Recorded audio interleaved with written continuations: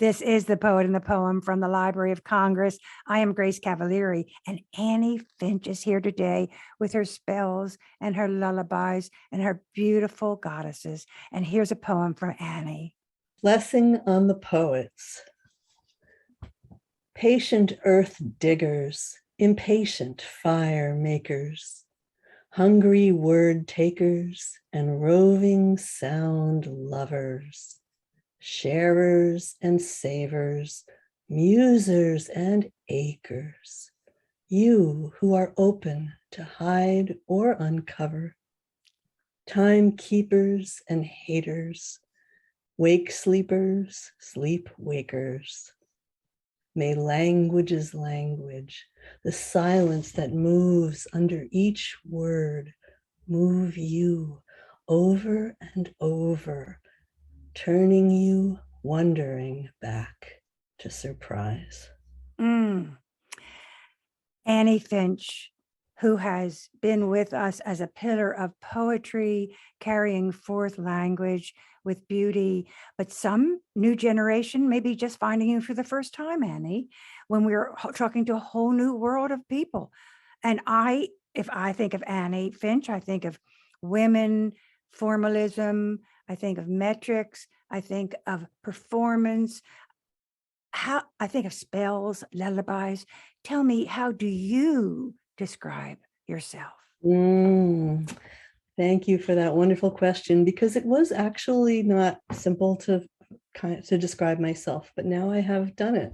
Poetry Witch. I am Poetry Witch. On Twitter, I'm Poetry Witch. On Instagram, I'm the Poetry Witch. My community is the Poetry Witch community.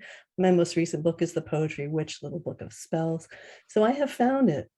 I bring it all together. You're giving Witch the rhythm and the poetry. You got Witch a good name. You retrieved Witch from the cauldrons, right? And made it an altar for the gods. Let's hear another poem. Annie Finch. So, and yes, of course, my birthday is also on Halloween, which gave me practice being a witch from early on. And here's a poem about my birthday, which in the original early Celtic holiday at this time of the year is Samhain. Samhain. In the season leaves should love, since it gives them leave to move through the wind towards the ground they were watching as they hung. Legend says there is a seam stitching darkness like a name. Now when dying grasses veil earth from the sky in one last pale wave, and autumn dies to bring winter back and then the spring. We who die ourselves can peel back another kind of veil that hangs among us like thick smoke. Tonight at last I feel it shake. I feel the nights stretching away, thousands long behind the days, till they reach the darkness where all of me is ancestor. I move my hand and feel a touch move with me. And when I brush my young mind across another, I am with my mother's mother. Sure as footsteps in my waiting self, I find her, and she brings arms that have answers for me, intimate, awaiting bounty. Carry me. She leaves that trail through a shudder in the veil and leaves like amber where she stays, a gift for her perpetual gaze. The voice of Annie Finch. I'm Grace Cavalieri. This is The Poet and the Poem from the Library of Congress. We're on remote. I wonder how you can read that without crying, because it harks back to so much that aches in us, and it's like floating. Tell me, what is the use of metrics and rhythm in a poem? That is a poem that we could teach for rhythm. What's the use of metrics? Metrics is a way to channel the divine energy for which poetry was originally renowned. The reason that poets have been revered in cultures for millennia and millennia, right, Grace? The way we love poetry, the way we adore it. I don't think it's just for the, the figures of speech and the expressiveness. It's actually the rhythm, the techniques of rhythm, which for the 35,000 years before the invention of writing, rhythm was the way you could remember everything, the history, the legends. So it was developed by the poets. The poets remembered all these things in their heads, poems that took days to recite, and the rhythm made it possible.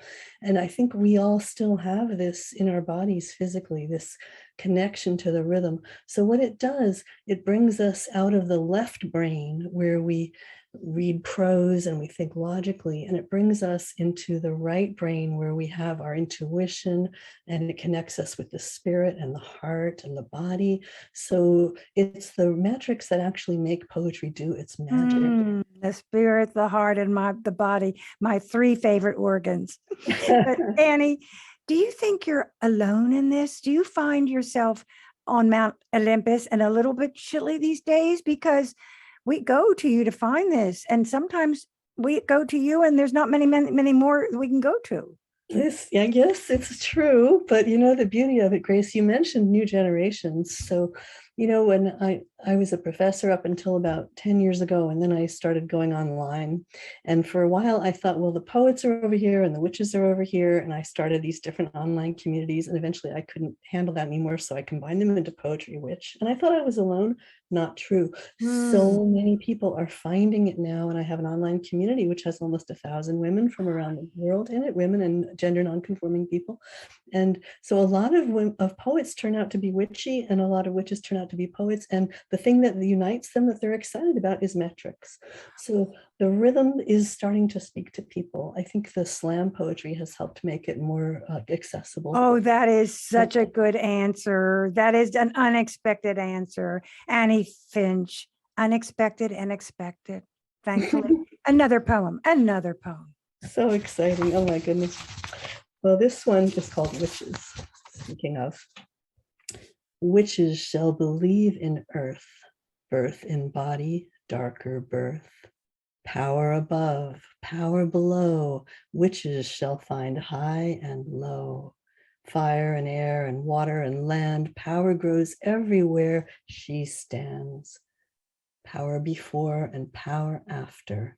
Witches shall believe in laughter.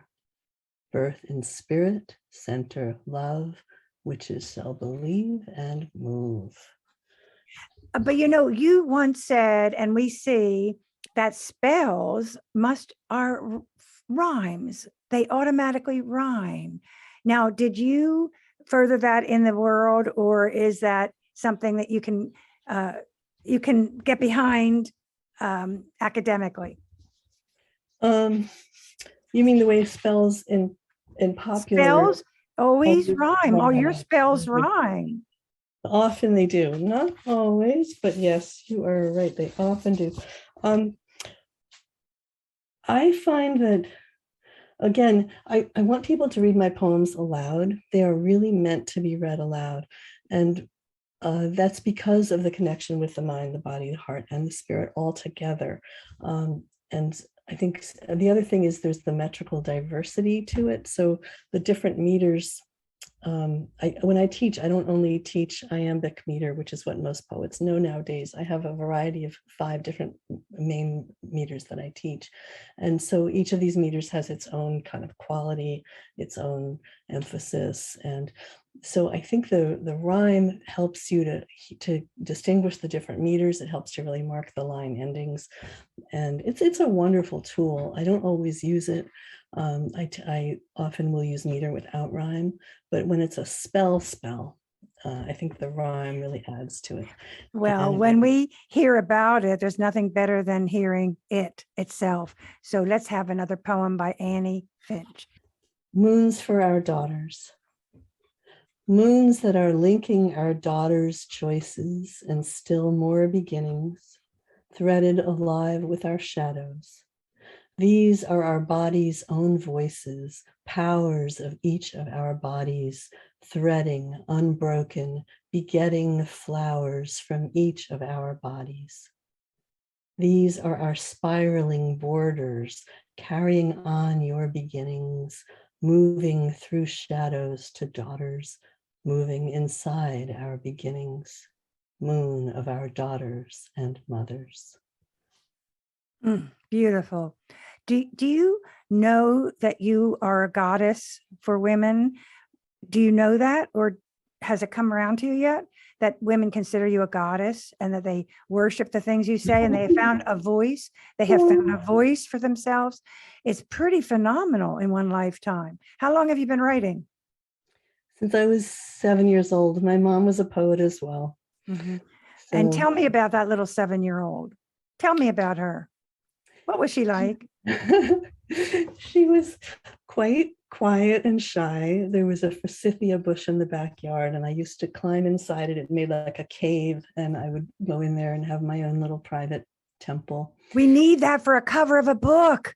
Annie inside of a forsythia bush.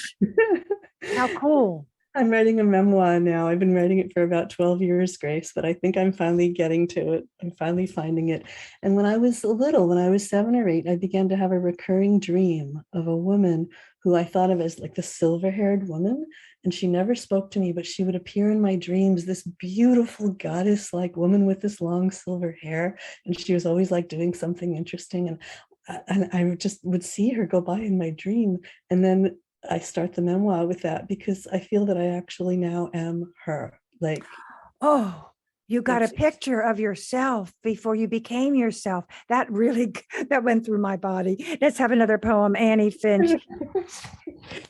Do your magic for the Library of Congress. Every woman really is a goddess. And I believe that the connections among women are very sacred and are the origin, of what makes humanity really special. I believe that is among women, the circles when women come together, the magic that's created there. And I'm so happy to be a channel of that. And in my online community, poetrywitch.org, Poetry Witch community, I try to create that feeling of the magic that's created when women come together, including gender nonconforming people and everyone who identifies as women. Brave Women's Amulet. Women have voices it's time to believe in. Brave women's words spoken out, clear and steady, move us through generous ways of achieving. Women have voices it's time to believe in, braiding sweet worlds. This brave, loving weaving is singing our lives back, and women are ready. Women have voices. It's time to believe in brave women's words, spoken out, clear and steady. Clear and steady. Let's have another. Ooh, I love how you love poetry, Grace. It's so It's wonderful. my life force. It's my life force. It's so beautiful. Okay. Here's a love poem. Two bodies. Two bodies balanced in mass and power move in a bed through the dark. Under the earliest human hour, their night rocks like an arc. They reach through the ceilings of the night, tall as animals. Through their valleys bends the light of their fertile hills. Two bodies breathe their close hellos through interlocking pores, while that hush of beating slows, held by many oars. Heart over heart, leg over leg, trading still breaths until heart over heart and seed into egg, night holds two bodies still. Now, you once said that a poem finds you. You don't find the poem. Now, that was a very complicated and ambitious piece of writing. So what was the process there? How much of that was in your body? How much of that did you scribble down in the middle of the night? How did you put that one together? That's a really great question, because that one, well, I've been married for 36 years, and my husband understands that I write poems at all hours of the day and night, including in the middle of making love, which is exactly what happened there. I swear, I don't remember what stage of it we were at, but I started writing it down exactly like that. I don't think that was ever changed a syllable. This is the first for the poet and the poem. This is the first for the poet and the poem. We have been on air for 45 years without interruption. This is the first time we've had a poem before the moment of ecstasy. Oh my So, goodness. Well, it's congratulations, Annie. You get the gold. You get the thank you. trophy. It's You're part of being and a witch. As the great witch Doreen Valenti wrote, all acts of love and pleasure are the goddess's rituals. your husband must be extremely understanding. He is. He's a Well, Annie wonderful Finch guy. is here. This is the poet and the poem plus sex. And we're talking about women. We're talking about the spirit, the heart, and the mind. What could be better to talk about? Tell me what you do with what you feel when you see something like the earth drying up and the rivers drying up and war wiping out women and children. How do you accommodate that to turn it to language? Such a wonderful question, Grace. Such a great question. And, I tried for a long time to write about these things. Actually, speaking of my husband, he's a solar power activist and has been an environmental activist for a long time. And so I think about these things all the time. Of course, it's heartbreaking. Nature is my religion in many ways as a witch, earth-centered spirituality. And I remember once I gave a reading and someone said to me afterwards, you must write about climate change, kind of like the woman in Akhmatova, the famous story where the woman said to her in the bread line, can you write about this? And she said, yes, I can. And I tried to write about climate change after I told her that I would. And I did for a while. I wrote some laments and elegies and tried to channel the grief. It's never worked for me to produce good poetry. And I feel that as a devotional poet, as a goddess poet, I have to always look for the higher energy, the more beautiful energy. So the approach that I take now, when I feel that kind of rage and frustration and grief, is to channel something really that's going to be bigger than that, more positive than that stuff. Your work embodies nature, and as you say, you don't bemoan it, you bring a high frequency to it. Mm-hmm. So if you can bring a higher vibration to an evil act, that is the only thing we can do to ascend, to turn things to light, which is what poetry does, as you know, and what they're finding out about your work. I talk about the new generation because I'm talking to 14-year-olds that will be hearing your work. And we who have been in the poetry community for a long time see you as the citizen in the poetry world, but the new ones, the new young women, the new poets have to hear more from you. So let's hear more from you. This one is going to be on my memorial.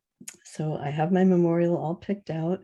It's going to be in Portland, Maine, in the beautiful Evergreen Cemetery. So this is going to be carved on the monument, which already exists in the center of this place. And there's going to be a labyrinth looking out at the forest.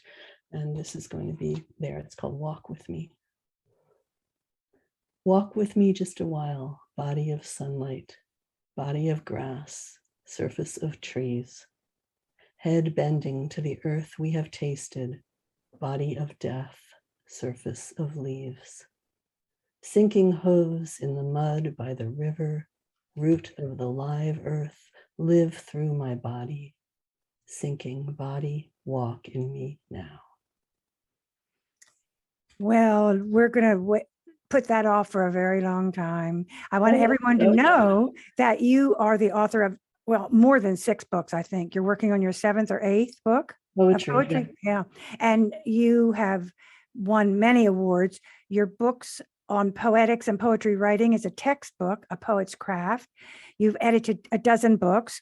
Your PhD is from Stanford, and you were the director of Stone Coast MFA program in creative writing for maybe 10 years, I think. Mm-hmm. You've read and lectured at Berkeley, Harvard, Oxford. You were editor of the Poets on Poetry series for the University of Michigan and got the coveted Robert Fitzgerald's Award for the Lifetime Achievement. I just read his translation of Antigone, and he's the foremost translator of Homer. So to bear his moniker is pretty great. And you have performed as Poetry Witch on many continents, founder of poetrywitchcommunity.com, which is right now alive and running. And the transformation that she writes is the transformation we experience. So let us have a final poem.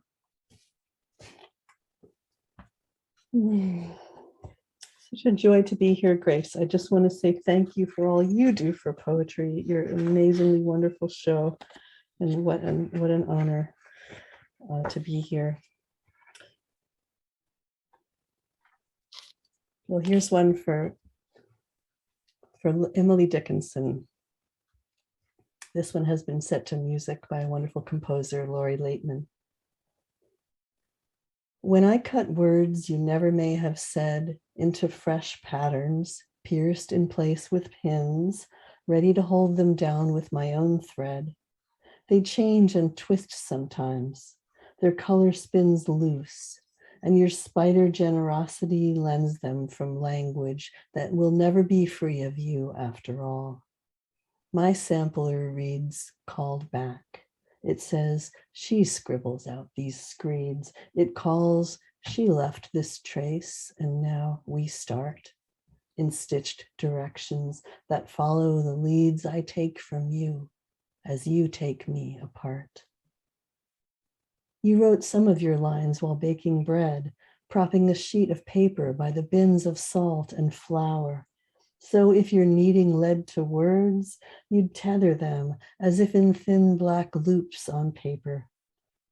When they sang to be free, you captured those quick birds relentlessly and kept a slow, sure mercy in your deeds, leaving them room to peck and hunt their seeds in the vast cages your vast iron art had made by moving books and lives and creeds.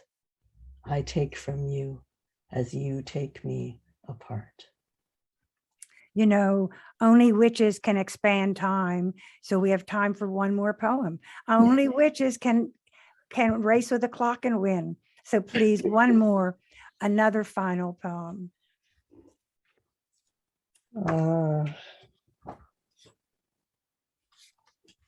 Well, let's see. This beautiful conversation. How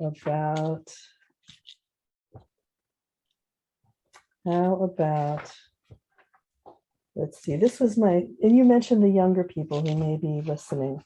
So in my book, Spells, we have early poems that goes all the way back to when I was in college. And this was my first, well, actually this one here, yeah. I was going to read my first sonnet, but this one is perhaps even better.